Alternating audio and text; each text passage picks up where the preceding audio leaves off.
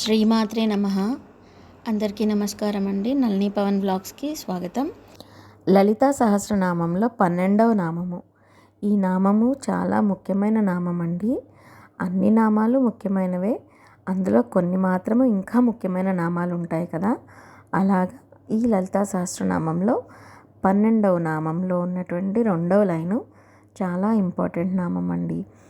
ఆడపిల్లలకు కానీ మగపిల్లలకు కానీ కళ్యాణం ఆలస్యం అవుతుంది అనుకునేవారు ఈ 12వ నామంలో ఉన్నటువంటి 2వ లైన్లో నామాన్ని ఒక మహామంత్రంగా నిత్యము పఠించినట్లయితే త్వరగా వివాహం కుదురుతుంది.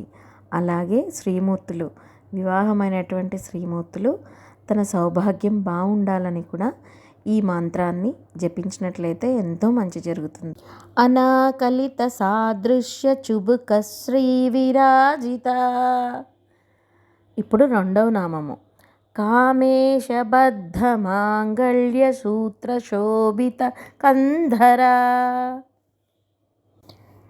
ఈ 2వ నామాన్ని ఒక మంత్రంలాగా చదవాలి అంటే ముందు శ్రీమాత్రే నమః అని చదివి తర్వాత కామేశబద్ధ మాంగళ్య సూత్ర శోభిత కందర శ్రీమాత్రే నమః అని చదువుకోవాలి అని సామవేదం గారు తన ప్రవచనంలో కూడా వివరించారండి.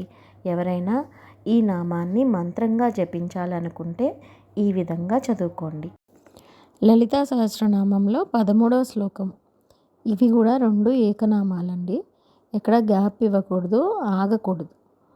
కనకాంగద కేయూర కమనీయ భుజాన్విత రత్నగ్రైవేయ చింతాకలోల ముక్త ఫలాన్విత